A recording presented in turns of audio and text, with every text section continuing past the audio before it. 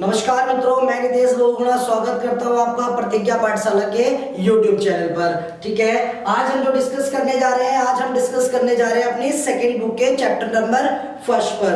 ठीक, chapter number first का क्या नाम है? स्वतंत्रता प्राप्ति के समय भारतीय अर्थव्यवस्था। कब? स्वतंत्रता प्राप्ति के समय, मतलब 1947 में। तो अभी जो हम इस पर डिस्कस करेंगे वो किसको ध्यान में रखकर डिस्कस करेंगे? 1947 को। बिल्कुल भी नहीं भूलना है, ये ना हो कि आप आज की कंडीशन पे सोचने लग जाओ। तो हम इस चैप्टर के अंदर क्या क्या पढ़ने वाले हैं, एक बार उसको देखने से पहले हम ये देखते हैं कि ये अर्थव्यवस्था वर्ड से क्या बनता है। तो अर्थव्यवस्था से हमने 3 क्वेश्चन बना रखे हैं जो आपकी बुक के अंदर है अकॉर्डिंग टू टीआरजे। गतिहीन अर्थव्यवस्था क्या होती है? पहला क्वेश्चन क्या बनता है? गतिहीन अर्थव्यवस्था क्या होती है? तो गतिहीन अर्थव्यवस्था क्या होती है? जो अपनी गति से हीन होती है, मतलब अपनी गति से भटकी हुई होती है, मतलब ऐसी अर्थव्यवस्था जिसमें आय में वृद्धि ना के बराबर होती है। ठीक है, या तो होती ही नहीं है, और होती है तो कैसी होती है? ना के बराबर होती है। क्लियर? देखो, गतिहीन अर्थव्यवस्था एक ऐसी अर्थव्यवस्था है, कैसी अर्थव्यवस्था है जिसमें आय में वृद्धि कम या ना के बराबर होती है। ऐसी अर्थव्यवस्था को हम क्या बोलते हैं? गतिहीन अर्थव्यवस्था बोलते हैं। क्लियर? नेक्स्ट देखो, अर्ध सामंती अर्थव्यवस्था क्या होती है? देखो नाम क्या है? अर्ध सामंती। ठीक है, पहले हम सामंत वर्ड का मतलब समझते हैं कि सामंत का मतलब क्या होता है। अर्ध सामंती, सामंत का मतलब होता है, पहले क्या होता था? राजा होते थे, राजा अपने नीचे एक व्यक्ति को क्या करता था? अपॉइंट कर देता था। उस व्यक्ति का काम होता था क्या? कि वो किसानों से कर लेके आए। ठीक है, तो उसको बोलते थे हम सामंत, और उस विचारधारा को बोलते थे सामंतवादी विचारधारा। ध्यान से, तो ऐसी अर्थव्यवस्था, कैसी अर्थव्यवस्था सर? जिसमें उत्पादन में सामंती और पूंजीवादी दोनों का मिश्रण होता है। मतलब उसमें सामंती भी मिलेंगे और उसमें पूंजीवादी मिलेंगे। ना तो पूरी तरह से वो सामंती है और ना पूरी तरह से वो क्या है? पूंजीवादी है। क्लियर? तो ऐसी अर्थव्यवस्था को हम क्या बोलते हैं? अर्ध सामंती अर्थव्यवस्था। नेक्स्ट क्वेश्चन बनता है, जीवांत अर्थव्यवस्था क्या है? जीवांत अर्थव्यवस्था का मतलब ऐसी अर्थव्यवस्था जिसमें जीवन हो। जीवन होने का मतलब ऐसी अर्थव्यवस्था जिसमें नए नए परिवर्तन होते रहते हो। देखो, एक ऐसी अर्थव्यवस्था जिसमें गतिशील परिवर्तन होते रहते हैं, उसे हम क्या बोलते हैं? जीवंत अर्थव्यवस्था। समझ में आ गया? अब देखते हैं कि हम इस चैप्टर के अंदर सर, किस चैप्टर के अंदर? Chapter number first according to TRJ. ठीक है, चैप्टर नंबर फर्स्ट के अंदर हम क्या क्या पढ़ने वाले हैं? चैप्टर नंबर फर्स्ट के अंदर हम पढ़ने वाले हैं कि जब हमें आजादी मिली, कब मिली? 1947 में मिली सर। उस समय जब अंग्रेज गए तो हमें वो कृषि की कैसी स्थिति छोड़ के गए? देखो, स्वतंत्रता प्राप्ति के समय कृषि क्षेत्र कैसा था, क्या क्या कंडीशन थी, क्या क्या चीजें थी उसके अंदर, क्या क्या उसकी विशेषताएं थी। दूसरी बात, स्वतंत्रता प्राप्ति के समय औद्योगिक क्षेत्र कैसा था हमारा। आगे, स्वतंत्रता प्राप्ति के समय विदेशी व्यापार कैसा था। और आपको पता है कि स्वतंत्रता प्राप्ति के समय ही क्या, स्वतंत्रता प्राप्ति से पहले भी हमारा विदेशी व्यापार क्या था? बहुत अच्छा था। लेकिन किसके फायदे के लिए? अंग्रेजों के फायदे के लिए। गुड। आगे देखो, स्वतंत्रता प्राप्ति के समय जनांकी की स्थिति क्या थी? तो अब जनांकी की स्थिति का मतलब होता है जन्म दर और मृत्यु दर, दोनों के बीच का डिफरेंस। इसका मतलब जनसंख्या हमारी कितनी तेजी से बढ़ रही थी या क्या कंडीशंस थी, उस पर डिस्कस करने वाले हैं। और क्या डिस्कस करने वाले हैं इस चैप्टर में? इस चैप्टर में डिस्कस करने वाले हैं कि स्वतंत्रता प्राप्ति के समय हमारी आधारिक संरचना कैसी थी। अब सर, आधारिक संरचना क्या होती है? आधारिक संरचना का मतलब होता है हमारे देश का जो बेसिक स्ट्रक्चर्स है वो कैसा है? आधारिक संरचना 2 भागों की होती है। मतलब आधारिक संरचना को हम 2 तरह में बांटते हैं। कौन से 2 तरीके? एक तो आर्थिक आधारिक संरचना और एक सामाजिक आधारिक संरचना। सामाजिक आधारिक संरचना में क्या क्या आते हैं? स्कूल आते हैं, कॉलेज आते हैं, पार्क आते हैं, हॉस्पिटल आते हैं। और आर्थिक आधारिक संरचना में क्या क्या आते हैं? हमारी शक्ति के साधन आते हैं। क्लियर हो गया? तो इनकी क्या स्थिति थी कब? 1947 में। हमें अपने माइंड को ध्यान में रखना है, माइंड में हमें बिल्कुल रखना है क्या, कि हम कौन से टाइम की बात कर रहे हैं? 1947 की। और हम लास्ट में पढ़ेंगे इस चैप्टर में कि स्वतंत्रता प्राप्ति के समय व्यवसायिक ढांचा कैसा था। व्यवसायिक ढांचे का मतलब जो हमारी टोटल पॉपुलेशन है ना, उसके कितने लोग प्राथमिक क्षेत्र में लगे हैं, कितने लोग द्वितीय क्षेत्र में काम करते हैं और कितने लोग तृतीय क्षेत्र में काम करते हैं। आप कंफ्यूज मत होना कि सर प्राथमिक क्षेत्र, द्वितीय क्षेत्र और तृतीय क्षेत्र क्या होता है। इस पर डिस्कस करेंगे कब, जब ये टॉपिक होगा। बिल्कुल एक्सप्लेन करके चलेंगे चीजों को। ठीक है, तो इस चैप्टर से जो फर्स्ट क्वेश्चन बनता है, फिर क्वेश्चन क्यों? क्योंकि हमारी सीरीज इस पे आती है, क्वेश्चन बेस आती है। क्लियर? हमारी सीरीज किसकी बेस पे आती है?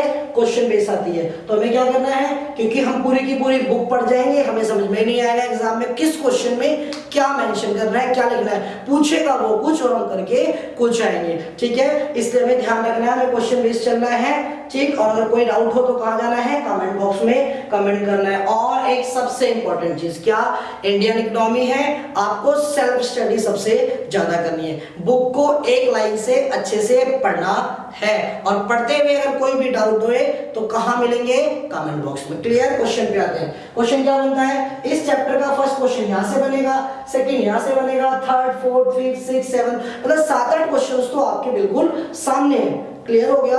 तो अब हम फर्स्ट क्वेश्चन पर डिस्कस करते हैं। क्वेश्चन क्या है, स्वतंत्रता प्राप्ति के समय, इसका मतलब जब हमें आजादी मिली, हमें अपने माइंड को कहां ले जाना है, 1947 में के समय भारतीय अर्थव्यवस्था की मुख्य विशेषता है, मतलब उस समय कब 1947 में हमारी अर्थव्यवस्था की क्या विशेषताएं थी, क्या क्या चीजें थी उसके अंदर। और दूसरा क्वेश्चन, इसी क्वेश्चन को वो दूसरे तरीके से भी पूछ सकता है, कैसे, कंफ्यूज करने के लिए बोल देगा कि सर जब आपको आजादी मिली ना उस समय आपके सामने क्या क्या चुनौतियां थी। देखो क्वेश्चन क्या बना, स्वतंत्रता प्राप्ति के समय भारत के समक्ष उपस्थित प्रमुख आर्थिक चुनौतियों की रेखांकित कीजिए, मतलब आपको उसको बताना है कि क्या क्या चुनौतियां थी। तो बेसिकली हमारे सामने 10-12 चुनौतियां हो सकती है, हम कुछ 12 चुनौतियां लिख सकते हैं, लेकिन उसमें से हम केवल 7 लिख रहे हैं। क्यों? क्योंकि एग्जाम में भी हमें 6 या 7 ही मेंशन करनी होती है, 12 की 12 मेंशन नहीं करनी, ठीक है। तो पहली विशेषता है, पहली चुनौती क्या थी कि सर हमारी जो अर्थव्यवस्था थी ना सर वो बहुत ही पिछड़ी हुई थी, हमारी अर्थव्यवस्था कैसी थी, पिछड़ी हुई थी। हमें क्या करना था, चुनौती थी क्या कि पिछड़ी हुई अर्थव्यवस्था को हमें क्या करना था, खत्म करके एक विकसित अर्थव्यवस्था की तरफ जाना था।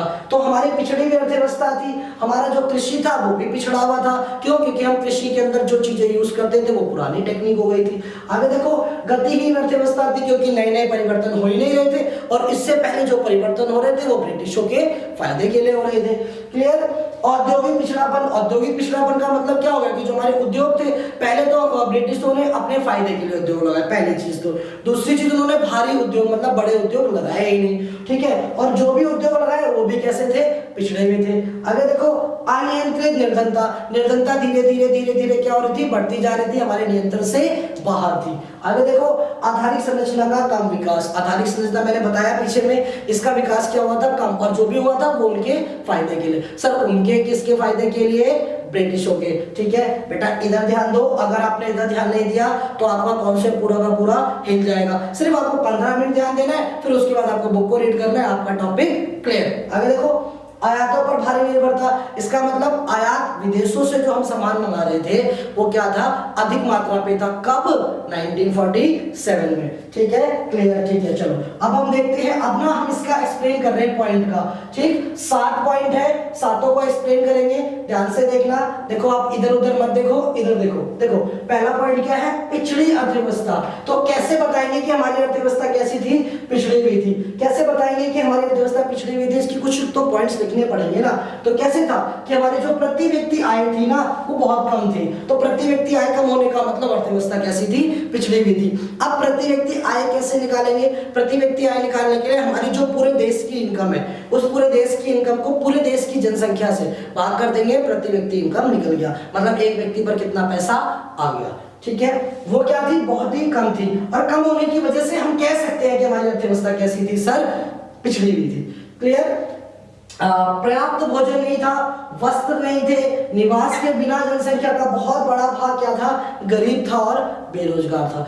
इन विशेषताओं के आधार पर अर्थव्यवस्था कैसी थी, पिछड़ी हुई थी। क्लियर। नेक्स्ट पॉइंट, कृषि का पिछड़ापन। हमें अब इस पॉइंट को डिफाइन करना है कि कृषि का पिछड़ापन कैसे था। क्यों?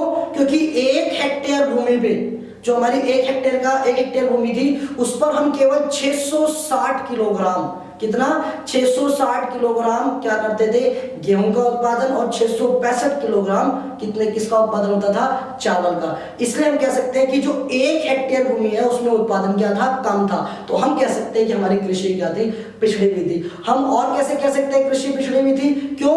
क्योंकि जो हमारी जनसंख्या है, पूरी जनसंख्या का 72% भाग, मतलब जितने भी लोग कार्यबल था, जितने भी लोग काम करते थे उसके 72% लोग कहाँ काम करते करते थे? कृषि में करते थे। लेकिन जो हमारे पास इनकम आ रही थी उस इनकम का 50% भाग ही हम कहां से लाते थे? कृषि से। मतलब जो कमा रहे हैं, जितना टोटल पैसा आया वो टोटल पैसे का तो 50% कृषि से आया, लेकिन जितने लोग काम कर रहे हैं उसमें, जितने लोग काम करने वाले हैं उसमें से 72% लोग कहाँ काम कर रहे हैं? खेती पे काम कर रहे हैं, कृषि में काम कर रहे हैं। तो हुआ ना कि ज्यादा लोग काम कर रहे हैं, इनकम कमा रहे हैं। क्यों कमा रहे हैं? क्योंकि हमारी कृषि कैसी थी?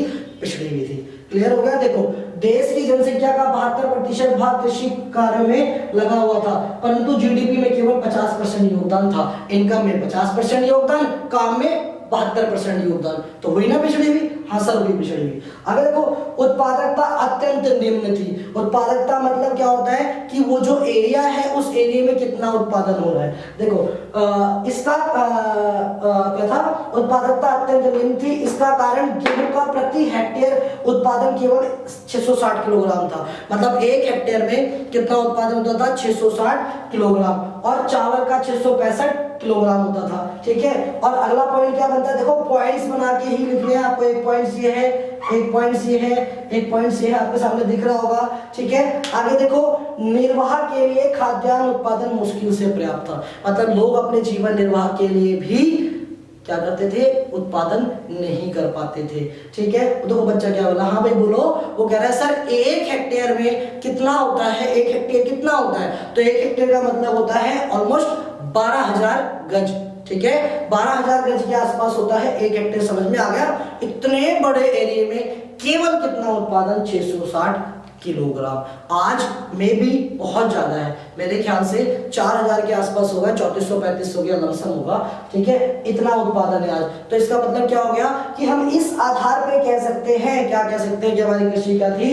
पिछड़ी हुई थी। समझ में आ गया होगा? क्लियर हो गया होगा? नेक्स्ट सेशन में हम किस पे डिस्कस करने वाले हैं? 3rd 4th 5th 6th 7th इन टॉपिकों पे डिस्कस करने वाले हैं। और प्लीज रिक्वेस्ट है, ऐसा ना हो कि आप एक सेशन देखो अगला सेशन ना देखो। क्यों? क्योंकि अगर आपने एक सेशन देखा अगला नहीं देखा तो इसका मतलब आपको पिछला भी कुछ भी समझ में नहीं आएगा। सेल्फ स्टडी जरूर करनी है, चैप्टर खत्म होते ही बुक को रीड जरूर करना है। क्लियर? समझ में आ गया होगा? अगर फिर भी कोई डाउट रहता है तो डाउट के लिए कहां मिलेंगे? नीचे कमेंट बॉक्स में। बहुत अच्छे अच्छे कमेंट आ रहे हैं आपके। ठीक है, आप ऐसे ही करते रहो। समझ में आ गया? नेक्स्ट पार्ट में मिलेंगे पार्ट 2 में।